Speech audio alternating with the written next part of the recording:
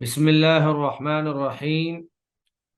الحمد لله رب العالمين والعاقبة للمتقين والصلاة والسلام على أشرف الأنبياء والمرسلين وعلى آله وأصحابه أجمعين أما بعد. پچھلے لیکچر میں ہم نے باب ازالت النجاست و بیانیہا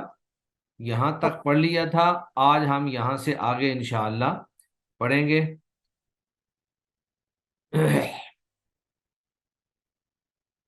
باب ازالت النجاست و بیانیہا،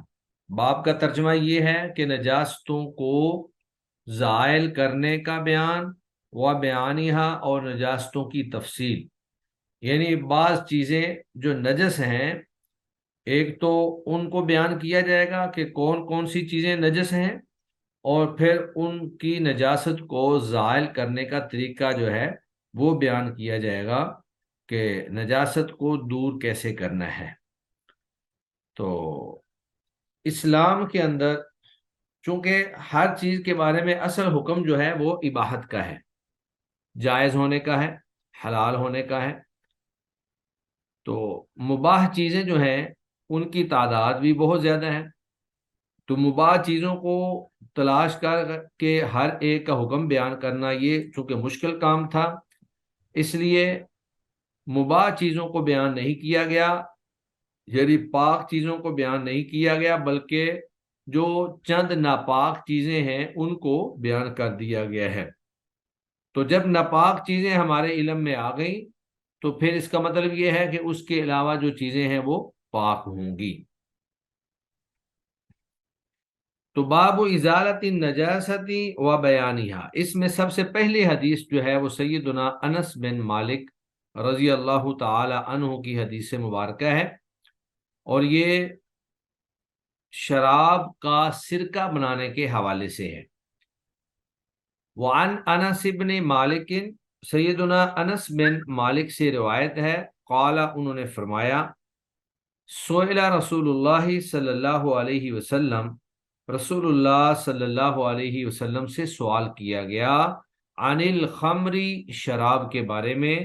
کہ تتخذ خلن، کیا اس کا سرکہ بنایا جا سکتا ہے؟ قال، تو آپ صلی اللہ علیہ وسلم نے فرمایا، لا، نہیں.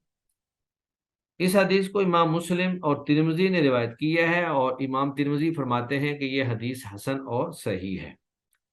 سب سے پہلے تو آپ کے ذہن میں یہ بات ہونی چاہیے کہ اللہ رب العزت نے قرآن مجید کے اندر شراب کو حرام قرار دیا ہے، اور شراب کی یہ حرمت کئی مقامات پر تدریج کے ساتھ اللہ تعالیٰ نے بیان فرمائی ہے. اور جب یہ بات ثابت ہو گئی کہ شراب حرام ہے تو پھر شراب بنانا اور اس کو بنا کر گھر میں رکھنا یا اس کا کاروبار کرنا وہ سب حرام قرار پائے گا. اب سرکہ جو ہے وہ شراب سے بنایا جاتا ہے، تو کسی بھی مومن کے لیے، مسلمان کے لیے یہ جائز نہیں ہے کہ وہ گھر میں شراب کچھ دیر کے لیے بھی رکھے. تو چونکہ اس وقت شراب نئی نئی حرام ہوئی تھی تو اللہ رب العزت نے شراب کے برتنوں کو استعمال کرنے سے بھی منع کر دیا، حتیٰ کہ شراب جو ہے اس سے سرکہ بنانا جو ہے وہ بھی منع کر دیا. تو جب ایک شخص کو یہ اجازت دے دی جائے کہ وہ شراب سے سرکہ بنا لے تو پھر اس کا مطلب یہ ہے کہ پہلے وہ شراب بنائے گا، اور جب اس کے گھر میں شراب پڑی ہوگی تو پھر شیطان جو ہے اس کو ورغلائے گا کہ شراب تو تیرے گھر میں پڑی ہے اور تو اس کو پی لے، خاص طور پر جب نئی نئی شراب جو ہے وہ حرام ہوئی تھی. تو اس حدیث کا پس منظر یہ ہے کہ جب شراب کی حرمت نازل ہوئی تو سیدنا ابو طلحہ انصاری رضی اللہ تعالی عنہ، ان کے پاس یتیم بچوں کی کچھ شراب جو ہے وہ موجود تھی. اب انہوں نے یہ سوچا کہ یہ شراب جو ہے اگر اس کو ضائع کرتے ہیں تو ان یتیم بچوں کا بہت نقصان ہو جائے گا. تو اس نقصان سے بچنے کے لیے انہوں نے اللہ کے نبی صلی اللہ علیہ وسلم سے یہ اجازت طلب کی کہ اگر ہم اس شراب کو سرکہ میں تبدیل کر دیں اور پھر وہ سرکہ جو ہے وہ فروخت کر لیں، تو کیا ہمارے لیے ایسا کرنا درست ہے؟ تو آپ صلی اللہ علیہ وآلہ وسلم نے منع فرما دیا کہ نہیں، ایسا کرنا درست نہیں ہے، کہ جب شراب کو اللہ نے حرام کر دیا ہے تو اب وہ حرام ہے۔ شراب کو اگر کچھ عرصہ زیادہ دیر رکھ لیا جائے یا اس میں مخصوص چیزیں ڈال دی جائیں تو اس کا سرکہ بن جاتا ہے۔ تو ان کا ذہن یہ تھا کہ چلے اس کا سرکہ بنا کر ہم آگے بیچ دیں گے اور شراب کا جو نقصان ہے وہ ان یتیم بچوں کا نقصان جو ہے وہ نہیں ہوگا، لیکن نبی مکرم صلی اللہ علیہ وآلہ وسلم نے اس سے منع فرما دیا کہ آپ ایسا نہیں کر سکتے ہیں۔ اس میں ایک چیز اور بھی ہے کہ بعض لوگ جو ہیں وہ سرکہ بنانے کا کاروبار کرتے ہیں، یعنی ان کا مقصد شراب تیار کرنا نہیں ہوتا ہے، وہ سرکہ ہی تیار کرتے ہیں۔ تو ان کے بارے میں بعض اہل علم یہ اجازت دیتے ہیں کہ وہ صرف سرکہ تیار کرنے کے لیے شراب تیار کر سکتے ہیں یا سرکہ تیار کر سکتے ہیں۔ اصل میں ایک ہے مختلف چیزوں کا رس نچوڑ کر شراب تیار کرنا اور پھر اس شراب کے پڑے رہنے سے اس کا سرکہ بن جانا، اور ایک ہے کہ رس اس نیت سے نچوڑا جائے کہ ہم نے اس سے بنانا ہی سرکہ ہے۔ اب وہ سرکہ بننے کے مرحلے میں درمیان میں اگر اس میں نشہ آئے اور بعد میں وہ سرکہ بن جائے تو وہ ایک الگ چیز ہے، اور ایک ہے کہ آپ نے اسی نیت سے ہی تیار کیا کہ ہم نے اس سے شراب تیار کرنی ہے اور بعد میں اس سے سرکہ بنانا ہے۔ تو بہرحال اس حدیث سے یہ بات واضح ہوتی ہے کہ شراب حرام ہے، اور شراب اگر آپ کے گھر میں موجود ہو تو آپ اس شراب سے سرکہ نہیں بنا سکتے، کیونکہ آپ کا کام سرکہ بنانا نہیں ہے، آپ کا کاروبار سرکہ بنانا نہیں ہے۔ تو اس حدیث سے ہمیں چند ایک چیزیں معلوم ہوئی۔ پہلی بات تو یہ معلوم ہوئی کہ شراب قطعی طور پر حرام ہے۔ کتاب و سنت کے متعدد قطعی دلائل جو ہیں وہ اس بات پر دلالت کرتے ہیں کہ شراب کو اللہ تعالیٰ نے حرام کیے ہے، اور ساری امت کا اس پر اجماع ہے۔ شراب کی حرمت پر کسی کا کوئی اختلاف نہیں ہے۔ اور پھر شراب پینے والے کی سزا بھی اللہ کے نبی صلی اللہ علیہ وسلم نے احادیث مبارکہ میں بیان فرمائی ہے، حتیٰ کہ اگر کوئی شخص بار بار سزا ملنے کے باوجود بھی شراب پینے سے باز نہیں آتا تو اس پر توبہ واجب ہے، ورنہ پھر وہ واجب القتل ہے شخص۔ یہاں نبی کریم صلی اللہ علیہ وآلہ وسلم نے جو شراب سے سرکہ بنانے کو بھی حرام قرار دیا، یہ دراصل سد ذرائع کے طور پر حرام قرار دیا تھا، کیونکہ شراب کی حرمت نئی نئی نازل ہوئی تھی اور اللہ کے نبی چاہتے تھے کہ لوگوں کے دلوں کے اندر شراب کی حرمت جو ہے وہ اچھی طرح سے جاگزی ہو جائے، اور کوئی شخص جو ہے وہ شراب کے حوالے سے نرم رویہ نہ رکھے۔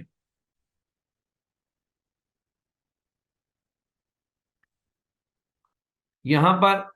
حافظ ابن حجر رحمہ اللہ نے جس باب کے اندر یہ حدیث بیان کی ہے، اس سے تو ہمیں یہی معلوم ہوتا ہے کہ شراب جس طرح حرام ہے اسی طرح یہ ناپاک بھی ہے، کیونکہ نجاستوں کا تذکرہ چل رہا ہے۔ لیکن شیخ محمد بن صالح العثیمین وہ کہتے ہیں کہ شراب حرام ضرور ہے لیکن نجس نہیں ہے۔ شراب حرام ہے لیکن نجس نہیں ہے۔ مثلا اگر کسی کے کپڑوں پر یا کسی کے جسم پر شراب کے کچھ قطرے لگ جاتے ہیں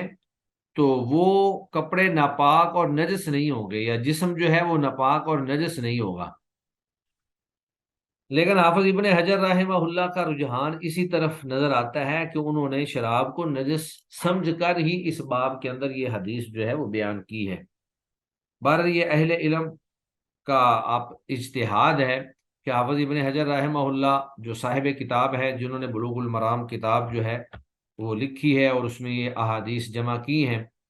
ان کا میلان اسی طرف ہے کہ شراب حرام بھی ہے اور نجس بھی ہے۔ لیکن بعض اہل علم کہتے ہیں کہ شراب پینا حرام تو ہے لیکن یہ نجس نہیں ہے، یعنی شراب ہاتھ کو لگ جانے سے ہاتھ ناپاک نہیں ہوتا ہے۔ لیکن اس کو پینا جو ہے وہ حرام ہے۔ دوسری حدیث جو ہے وہ پالتو گدوں کے گوشت کے حوالے سے بیان کی گئی ہے۔ یہ حدیث یہ بھی سیدنا انس بن مالک رضی اللہ تعالی عنہ سے ہی مروی ہے، وعنہ اور انہی سے ہی روایت ہے یعنی سیدنا انس سے ہی روایت ہے،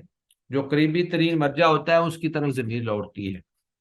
وعنہ اور انہی سے ہی روایت ہے، قال یعنی انس بن مالک سے ہی روایت ہے، انہوں نے کہا لما کان یوم خیبرہ، جب خیبر کا دن تھا۔ تو یہ خیبر جو ہے یہ مدینہ کے شمال میں 36 میل کے فاصلہ پر ایک شہر ہے، یہاں پر یہود آباد تھے۔ جب مدینہ سے یہودیوں کو جلا وطن کر دیا گیا تو وہ خیبر میں پہلے سے موجود یہودیوں کے ساتھ وہاں پر چلے گئے، اور پھر صلح حدیبیہ کے بعد 7 ہجری میں، محرم 7 ہجری میں نبی کریم صلی اللہ علیہ وآلہ وسلم نے خیبر کو بھی فتح کرنے کا پروگرام بنایا۔ خیبر جو ہے وہ بغیر لڑائی کے ہی فتح ہو گیا، اور وہاں کے جتنے کھیت تھے، جتنے کھجوروں کے باغات تھے، وہ سارے کے سارے مسلمانوں کے قبضے میں آ گئے۔ اور نبی کریم صلی اللہ علیہ وآلہ وسلم سے پھر یہودیوں نے آ کر ریکویسٹ کی، گزارش کی کہ یہاں کی کھیتی باڑی ہم کریں گے اور ہم آپ کو حصہ جو ہے وہ دے دیا کریں گے۔ چنانچہ اللہ کے نبی صلی اللہ علیہ وآلہ وسلم نے ان کو کھیتی باڑی کی اجازت دے دی، اور اس میں سے ایک حصہ جو ہے وہ ہر فصل کا یا کھجوروں کا، اناج کا، وہ مدینہ بھیج دیا کرتے تھے۔ تو لما کان یوم خیبر، جب خیبر کا دن تھا، یعنی جس وقت غزوہ خیبر ہوا اس دن، امر رسول اللہ صلی اللہ علیہ وسلم، حکم دیا رسول اللہ صلی اللہ علیہ وسلم نے، ابا طلحہ، ابو طلحہ رضی اللہ تعالی عنہ کو۔ تو ابو طلحہ رضی اللہ تعالی عنہ کو آپ نے یہ حکم دیا کہ آپ لوگوں کے اندر یہ اعلان کر دیں، فنادا، تو آپ نے وہ اعلان کر دیا۔ وہ اعلان کیا تھا؟ ان اللہ و رسولہ، بے شک اللہ اور اس کے رسول، ینہیانکم، تمہیں منع کرتے ہیں، ان لحوم الحمر الاہلیتی، گھریلو گدوں کا گوشت کھانے سے، گھریلو گدوں کا گوشت کھانے سے اللہ اور اس کا رسول تمہیں منع کرتے ہیں۔ فإنہا رجس، بے شک یہ ناپاک ہے۔ متفق علیہ، یہ حدیث جو ہے متفق علیہ ہے، بخاری مسلم کی ہے۔ تو اس کا مطلب یہ ہے کہ اس سے پہلے گھریلو گدوں کا گوشت جو ہے وہ کھایا جاتا تھا، وہ حلال تھا، اور اللہ رب العزت نے غزوہ خیبر کے موقع پر اس کو حرام قرار دے دیا۔ اب یہ اللہ رب العزت کا اختیار ہے کہ اللہ تعالی جس چیز کو چاہیں، جب تک چاہیں اس کو آپ حلال رکھیں، اور جب چاہیں اس کو حرام قرار دے دیں۔ یہ اللہ رب العزت کا اختیار ہے، اللہ تعالیٰ سے کوئی نہیں پوچھ سکتا۔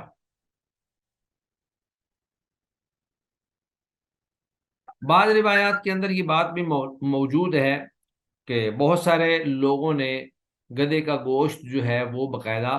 بنایا ہوا تھا اور ہڈیاں چڑھائی ہوئی تھیں اور وہ پکا رہے تھے، اور جب حضرت ابو طلحہ نے رسول اللہ صلی اللہ علیہ وسلم کا یہ پیغام صحابہ کرام تک پہنچایا تو انہوں نے فوراً ہانڈیاں جو ہیں اپنی اپنی جو ابل رہی تھیں، گوشت پک رہا تھا، انہوں نے اپنی ہانڈیوں کو الٹا دیا اور وہ گوشت جو ہے وہ پھینک دیا۔ تو یہ صحابہ کرام رضوان اللہ علیہم اجمعین کی اطاعت اور فرما برداری تھی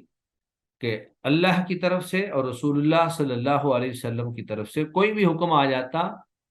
تو بغیر سوچے سمجھے یا بغیر کچھ انتظار کیے فوراً اس کے اوپر عمل کرتے تھے۔ جب شراب حرام ہوئی تو مدینہ کی گلیوں میں شراب ایسے بہہ رہی تھی جیسے بارش کا پانی ہوتا ہے، یعنی جس گھر میں جتنی شراب موجود تھی انہوں نے فوراً جو ہے اس کو باہر بہا دیا، اور انہوں نے یہ بھی نہیں سوچا کہ چلیں ہم اس سے سرکہ بنا لیتے ہیں، یا جب یہ ختم ہو جائے گی اس کے بعد ہم نئی شراب نہیں بنائیں گے۔ جب اللہ رب العزت کی طرف سے حکم آ گیا تو فوراً انہوں نے سر تسلیم خم کر دیا۔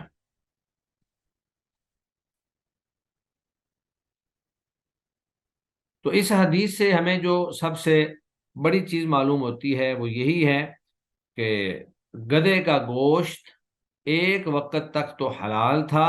لیکن اس کے بعد یعنی غزوہ خیبر کے موقع پر اللہ تعالیٰ نے اس کو حرام کر دیا، اور اس کے بعد سے لے کر آج تک جو ہے وہ حرام ہے۔ پھر جو گوشت کا تذکرہ ہے، یہاں گوشت سے مراد صرف گوشت نہیں ہے بلکہ پورے کا پورا جسم ہے۔ کوئی شخص اگر یہ کہے کہ گوشت حرام ہے، اس کی اوجری یا انتڑیاں یا کلیجی یا دیگر اعضاء جو ہیں وہ پاک ہیں، تو ایسا اس سے مراد نہیں ہے۔ گوشت سے مراد پورے کا پورا گدھا اور اس کا پورا بدن ہے، وہ سارے کا سارا جو ہے وہ حرام ہے۔ اس حدیث میں چونکہ گھریلو گدھے کا تذکرہ کیا گیا، اس کا مطلب یہ ہے کہ گھریلو گدھا تو حرام ہے، لیکن جو جنگلی گدھا ہے جس کو زیبرا بھی کہا جاتا ہے، جنگلی گدھا جو ہے وہ آپ کے لیے حلال ہے، وہ حرام نہیں ہے۔ اس کا گوشت جو ہے آپ اس کو ذبح کر کے کھا سکتے ہیں۔ جب گدھا جو ہے وہ حرام ہے تو اسی طرح اس کا پیشاب، اس کی لید، اس کا لعاب اور اس کا پسینہ، وہ ساری کی ساری چیزیں جو ہیں وہ بھی ناپاک ہوں گی۔ یعنی وہ جانور جو حرام ہیں، معقول اللحم نہیں ہیں، ان کا گوشت کھانا حرام ہے، ان کا پیشاب، ان کی لید، ان کا پسینہ اور اسی طرح ان کے منہ کا لعاب، وہ سب چیزیں جو ہیں وہ حرام ہی قرار پائیں گی اور نجس قرار پائیں گی، وہ حلال نہیں ہوں گی۔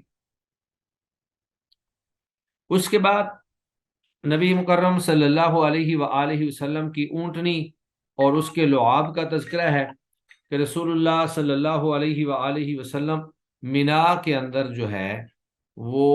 خطبہ دے رہے تھے۔ یہ اللہ کے نبی صلی اللہ علیہ وآلہ وسلم نے خطبہ حج کے موقع پر دیا۔ جب آپ نے حج کیا تو آپ نے مختلف مقامات پر خطاب کیا،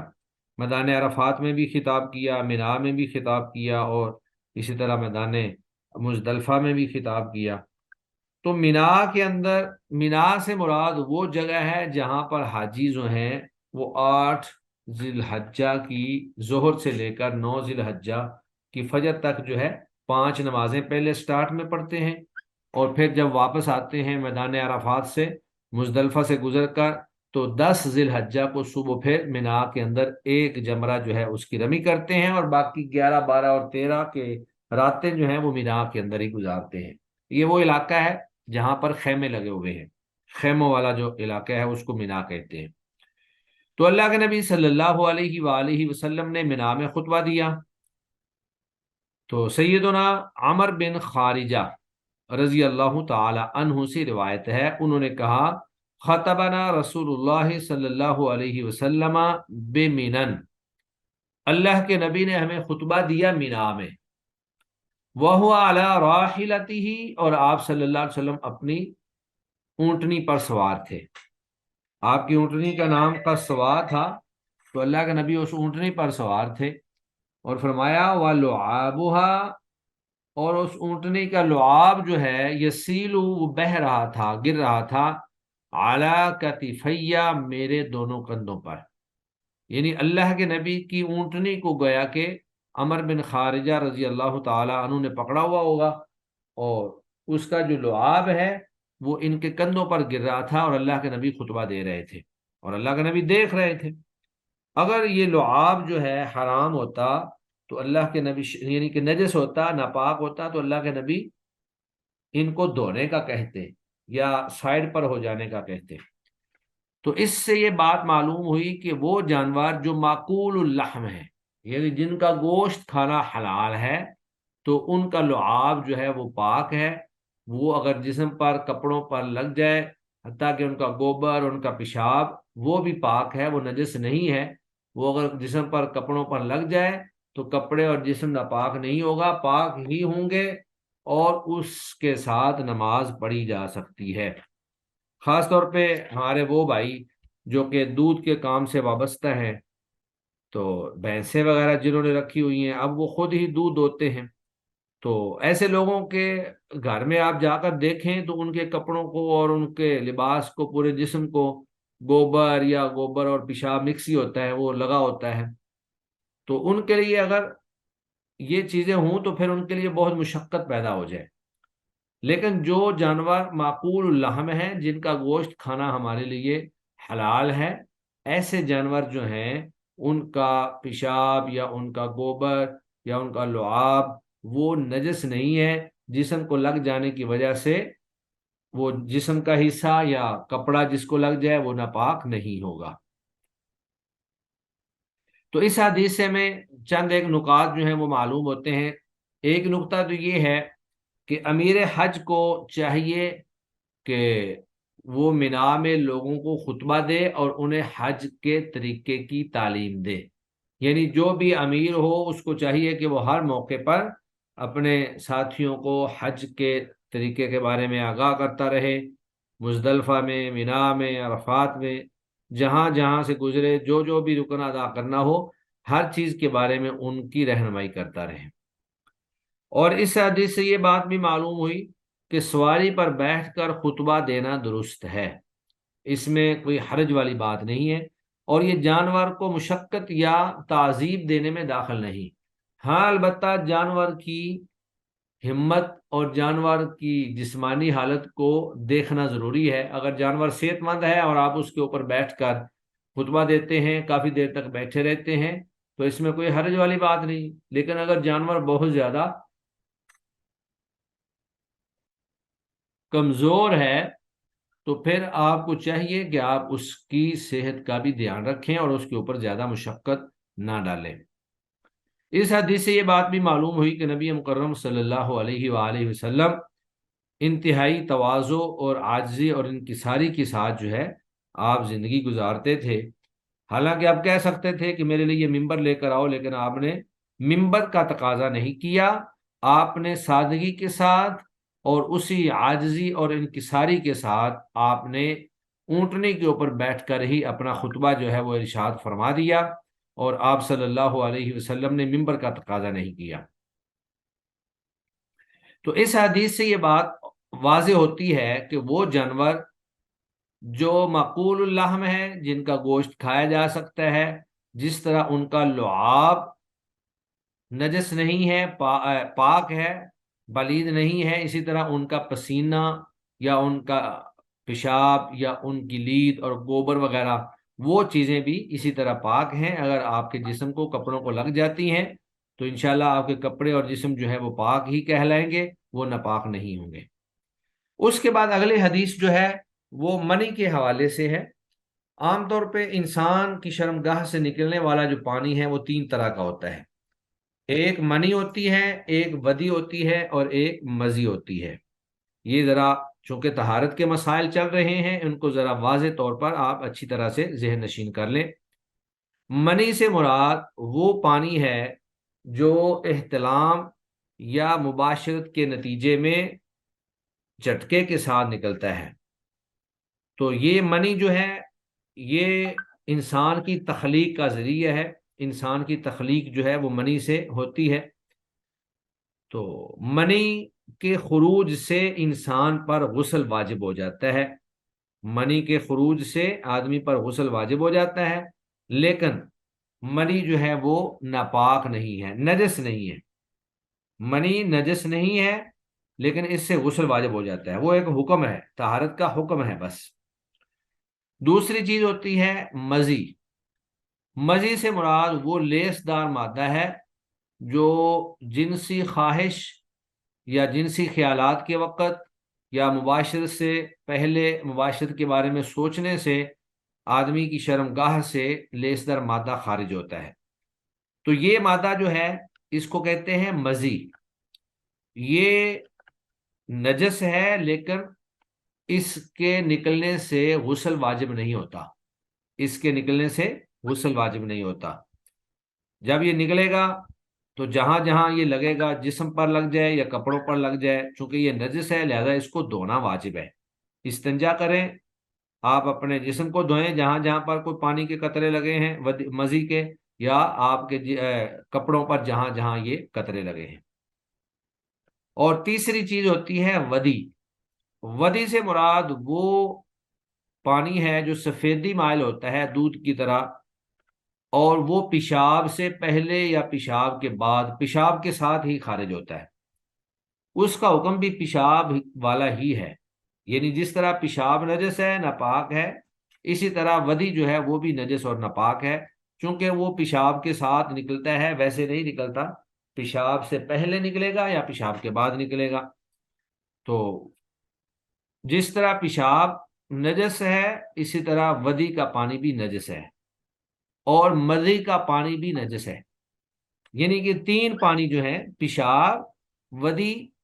اور مدی، یہ تینوں ناپاک اور نجس پانی ہیں، لیکن ان تینوں کے نکلنے سے غسل واجب نہیں ہوتا، ان کے نکلنے سے آپ نے وضو کرنا ہے، وضو واجب ہو جاتا ہے، وضو ٹوٹ جاتا ہے۔ واجب بات، آپ پیشاب کریں گے تو وضو ٹوٹ جائے گا، اور ودی پیشاب کے ساتھ ہی ہوتی ہے، اسی طرح مزید جو ہے وہ خارج ہوگی تو وضو ٹوٹ جائے گا۔ منی جو ہے اس سے غسل واجب ہوتا ہے، لیکن وہ ناپاک نہیں ہے، وہ نجس نہیں ہے۔ منی کے پاک ہونے کے دلائل میں سے یہاں پر تین روایات جو ہیں وہ امام ابن حجر رحمہ اللہ نے بیان کی ہیں، اور یہ تینوں روایات جو ہے اعلیٰ معیار کی روایات ہیں اور صحیح روایت ہیں۔ پہلی روایت جو ہے وہ سیدہ عائشہ رضی اللہ تعالی عنہا سے روایت ہے۔ وعن عائشہ رضی اللہ عنہا، سیدہ عائشہ رضی اللہ عنہا سے روایت ہے، کیونکہ یہ معاملہ ایسا ہے کہ جو میاں بیوی کے درمیان زیادہ واضح ہوتا ہے، اس لیے طہارت کے ان مسائل کو زیادہ تر سیدہ عائشہ رضی اللہ تعالی عنہا یا امہات المؤمنین جو ہیں انہوں نے بیان کیے ہیں۔ تو سیدہ عائشہ رضی اللہ تعالی عنہا جو ہیں وہ فرماتی ہیں، قال رسول اللہ صلی اللہ علیہ وسلم، تھے رسول اللہ صلی اللہ علیہ وسلم، یغسل المنیہ، منی کو دھو ڈالتے، کپڑوں پہ لگی ہوتی تو اس منی کو دھو ڈالتے، ثم یخرج، پھر آپ نکلتے تھے، الی الصلاۃ، نماز کی طرف، فی ذلک الثوب، اسی کپڑے میں، یعنی جس کپڑے سے منی کو دھویا ہوتا تھا اسی کپڑے میں، اسی کپڑے کو پہن کر آپ نماز کے لیے نکلتے۔ وَأَنَا أَنظُرُ، اور میں دیکھ رہی ہوتی تھی، إِلَى أَثَرِ الْغَسْلِ فِيهِ، دھونے کے نشانات کو اس کپڑے میں، إِلَى أَثَرِ الْغَسْلِ، دھونے کے نشانات کو، فِيهِ، اس کپڑے میں۔ اب اس حدیث میں اگرچہ دھونے کا تذکرہ ہے، لیکن اس سے جو اگلی احادیث ہیں ان کے اندر کھرچنے کا تذکرہ ہے۔ تو وَلِمُسْلِمٍ، اور امام مسلم کی روایت میں یہ الفاظ ہیں کہ لقد كنت افرقه، میں اس کو کھرچ دیتی تھی، لقد كنت تحقیق میں تھی، افرقه، اس منی کو کھرچ دیتی، من ثوب رسول اللہ صلی اللہ علیہ وسلم، نبی کریم صلی اللہ علیہ وآلہ وسلم کے کپڑوں سے، فرقا، کھرچنا، فیصلی فیہ، اور پھر آپ اسی میں نماز پڑھتے۔ اور فی لفظ لہو، اور مسلم کی ہی ایک روایت میں یہ الفاظ بھی ہیں، لقد كنت احکہ، میں اس کو کھرچتی تھی، یابسن، اس حال میں کہ وہ منی خشک ہو چکی ہوتی تھی، بے ظفری، اپنے ناخن سے، من ثوبہ، آپ کے کپڑوں سے، یعنی کبھی دھو ڈالتی تھی اور کبھی کھرچ دیتی تھی۔ تو اگر تو وہ گیلی ہوتی تھی تو اس کو دھو دیتی تھی، اور اگر وہ خشک ہو چکی ہوتی تو سیدہ عائشہ رضی اللہ تعالی عنہا اس کو کھرچ ڈالتی۔ اب یہاں پر آپ کا منی کو کھرچنا اس بات پر دلالت کرتا ہے کہ منی جو ہے اگر ناپاک ہوتی تو کھرچنے سے منی جو ہے وہ صاف نہیں ہوتی، بلکہ اس کے اثرات اور نشانات جو ہیں وہ کپڑے پر باقی رہ جاتے ہیں۔ تو حضرت سیدہ عائشہ رضی اللہ تعالی عنہا کھرچ دیتی تھیں، اور اللہ کے نبی پھر انہی کپڑوں کے اندر نماز پڑھتے تھے۔ تو اگر یہ نجس ہوتی تو کھرچنے کی بجائے اللہ کے نبی کہتے کہ نہیں، اس کو دھویا جائے۔ باقی رہا مسئلہ کہ وہ دھوتی کیوں تھی، تو دھوتی اس لیے تھی چونکہ اگر وہ کپڑوں پہ لگی ہوئی نظر آ جائے اور انسان نماز کے لیے جائے تو یہ اخلاقی اعتبار سے جو ہے وہ اچھا اور درست ثابت نہیں ہوتا ہے، برا جو ہے وہ محسوس ہوتا ہے، دیکھنے والے اسے کراہت محسوس کرتے ہیں۔ تو اس حدیث سے جو باتیں ہمیں معلوم ہوئیں وہ یہ ہے کہ ضرورت کے وقت حیا والی باتیں جو ہیں وہ ذکر کرنا جائز ہے، نہ صرف جائز ہے بلکہ ضروری ہے، کیونکہ اگر شرم و حیا والی باتیں جو ہیں وہ بیان نہ کی جائیں، اور سوال کرنے والے سائلین جو ہیں وہ بھی شرم و حیا والی باتیں نہ پوچھیں، تو پھر بسا اوقات ایسا ہوتا ہے کہ آدمی پوری زندگی جو ہے وہ ناپاکی کی حالت میں ہی گزار دیتا ہے، اس کو پتہ ہی نہیں ہوتا کہ کون سی چیز پاک ہے کون سی چیز ناپاک ہے، میں نے استنجا کیسے کرنا ہے، میں نے غسل کیسے کرنا ہے، کس چیز سے غسل واجب ہوتا ہے، کس چیز سے وضو واجب ہوتا ہے، استنجا واجب ہوتا ہے۔ تو ضرورت کے وقت شرم و حیا والی باتیں جو ہیں وہ بیان کرنا جائز ہے۔ دوسری بات اس سے یہ بھی معلوم ہوئی کہ منی پاک ہے، اگرچہ بعض اہل علم اس کے ناپاک کا بھی موقف رکھتے ہیں، لیکن راجح موقف یہی ہے کہ منی پاک ہے، لیکن دوسرے لوگوں کو دیکھ کر گھن نہ آئے، انسان کو چاہیے کہ اگر کپڑوں پہ لگی ہو تو اس کو دھو دے، جس طرح انسان کی تھوک یا بلغم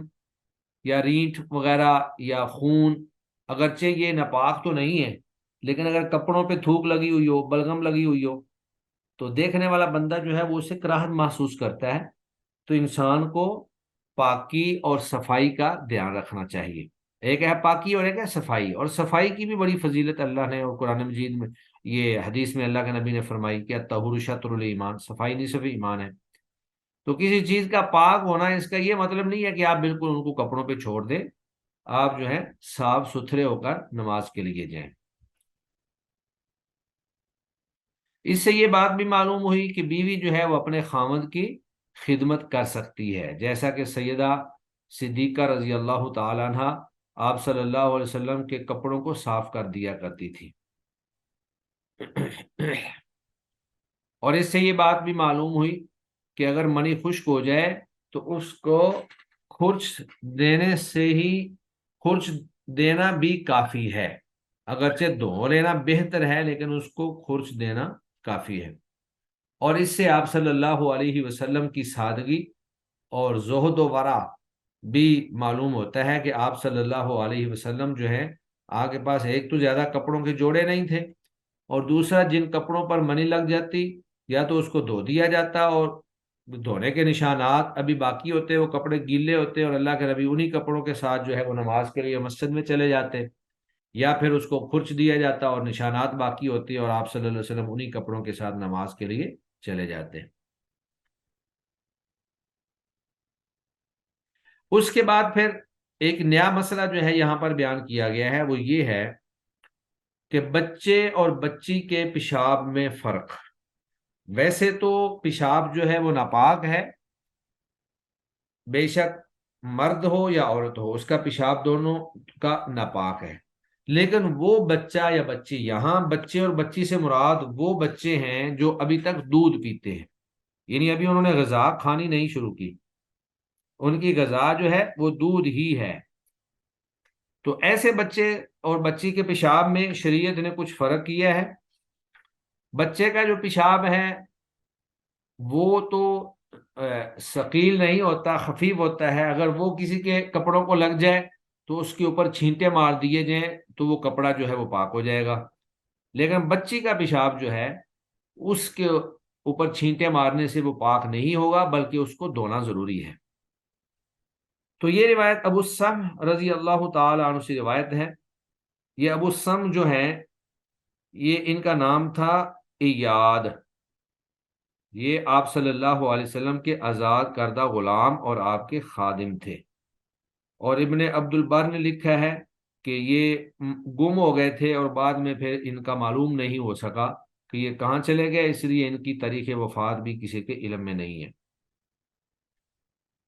وعن ابی السمح، سیدنا ابو السمح سے روایت ہے، انہوں نے کہا رسول اللہ صلی اللہ علیہ وسلم نے فرمایا یغسل، دھویا جائے گا، من بول الجاریتی، بچی کے پیشاب سے۔ تو بچی کا پیشاب، بے شک بچی بالکل چھوٹی ہے، دودھ پیتی ہے، تو اس کا پیشاب اگر کپڑوں کو لگ جائے تو اس کو دھویا جائے گا۔ آگے ویرشو، اور چھینٹے مارے جائیں گے، من بول الغلامی، بچے کے پیشاب سے۔ اگر بچہ جو ہے ابھی دودھ پیتا بچہ چھوٹا ہے، اس کا پیشاب جو ہے وہ اگر کپڑوں کو لگ جائے تو اس کے اوپر چھینٹے مار لیے جائیں تو وہ پاک ہو جائے گا۔ اخرجہ ابو داود والنسائی وصححہ الحاکم، اس حدیث کو امام ابو داود، امام نسائی نے روایت کیا ہے، اور اس کو امام حاکم نے صحیح قرار دیا ہے۔ اس سے اگلی روایت جو ہے، اور اگلی بلکہ دونوں روایات جو ہیں وہ حیض کے خون کے حوالے سے ہیں۔ اسماء بنت ابی بکر رضی اللہ عنہا وہ فرماتی ہے کہ ان النبی صلی اللہ علیہ وسلم، بے شک نبی کریم صلی اللہ علیہ وسلم نے فرمایا، فی دم الحیضی، حیض کے خون کے بارے میں۔ اب چونکہ حیض کا خون جو ہوتا ہے وہ ناپاک ہوتا ہے، وہ نجس ہوتا ہے، اس کو دھونا ضروری ہے۔ تو اللہ کے نبی نے فرمایا حیض کے خون کے بارے میں، یصیب الثوبہ، جو کپڑوں کو لگ جائے، کیا فرمایا کہ تحتہ، تو اس کو رگڑ، ثم تقرصہ بالماء، پھر پانی کے ساتھ اس کو مل، یعنی کپڑے کو دو انگلیوں میں لے کر اچھی طرح سے ملنا ہے، رگڑنا ہے۔ ثم تنزعہ، پھر اس کو تو صاف کر، یعنی ملنے کے بعد پھر پانی ڈال کر اس کو صاف کر۔ ثم تصلی فیہ، پھر تو اس میں نماز پڑھ سکتی ہے۔ تو اگر خون حیض جو ہے وہ کسی کے کپڑے کو لگ جائے تو اس کو رگڑ کر مل کر اچھی طرح سے دھو لیا جائے تو وہ کپڑا پاک ہو جاتا ہے۔ یہ نہیں ہے کہ خون حیض اگر لگ جائے تو وہ کپڑا ایسا ناپاک ہوا ہے کہ دوبارہ نہ آپ اس کو پہن سکتے ہیں اور نہ ہی آپ اس کے اندر نماز پڑھ سکتے ہیں، ایسی بات نہیں ہے، بلکہ اس کو دھویا جا سکتا ہے۔ اس کو اچھی طرح سے دھو لیا جائے تو پھر اس میں نماز بھی پڑھی جا سکتی ہے۔ متفق علیہ۔ وان ابی ہریرہ تھا، اور اسی معنی کی ایک اگلی روایت بھی ہے، ترجمہ ہم پڑھ لیتے ہیں، باقی انشاءاللہ اس کی تشریح جو ہے وہ یہ ہماری میٹنگ شاید ختم ہو جائے گی، اس کے بعد ہم کریں گے۔ ابو ہریرہ رضی اللہ تعالیٰ عنہ فرماتے ہیں، قالت خولہ، تو خولہ رضی اللہ عنہا نے کہا، اے اللہ کے رسول، فَإِن لَّمْ يَذْهَبِ الدَّمُ، اگر خون کا نشان نہ جائے، یعنی جتنا اوپر آپ نے دھونے کا کہا ہے تو نشان نہ جائے تو پھر کیا کریں؟ تو آپ صلی اللہ علیہ وسلم نے فرمایا، یکفیک الماء، تجھے پانی ہی کافی ہے، یعنی پانی سے تو اس کو دھو دے، ولا یضرک اثرہ، تو اس کا نشان تجھے کوئی نقصان نہیں پہنچائے گا۔ تو یہ حدیث امام ترمذی نے روایت کی ہے، لیکن اس کی سند جو ہے وہ ضعیف ہے۔ تو یہ جو احادیث ہم نے پڑھی، ان احادیث سے یہ بات معلوم ہوتی ہے کہ حیض کا خون ناپاک ہے اور اس کو دھونا واجب اور ضروری ہے، جسم پہ لگا ہو یا کپڑوں پہ لگا ہو، اس کو صاف کرنا واجب اور ضروری ہے، ورنہ کپڑے اور جسم جو ہیں وہ پاک نہیں ہوں گے۔ اسی طرح ایک خون ہوتا ہے جس کو خون استحاضہ کہا جاتا ہے، تو اس کے بارے میں بھی راجح موقف یہی ہے کہ وہ بھی نجس ہے، چونکہ وہ بھی سبیلین سے نکلتا ہے، اور اگر وہ جسم کو لگ جائے، کپڑوں کو لگ جائے، تو اس کو دھونا بھی واجب اور ضروری ہے۔ تو آج ہمارا یہ نجاستوں کا بیان اور اس کے ازالے کا طریقہ، یہ باب کمپلیٹ ہو گیا ہے۔ اس میں اتنی ہی احادیث ہیں، یہ 7-8 احادیث ہیں۔ اس کے بعد جو نیکسٹ باب ہے ہمارا، باب الوضو، وہ انشاءاللہ ہم نیکسٹ لیکچر کے اندر اس کو شروع کریں گے۔ چلیں جی، سبحانک اللہم و بحمدک، اشہد ان لا الہ الا انت، استغفرک و اتوب الیک۔ السلام علیکم ورحمۃ اللہ وبرکاتہ۔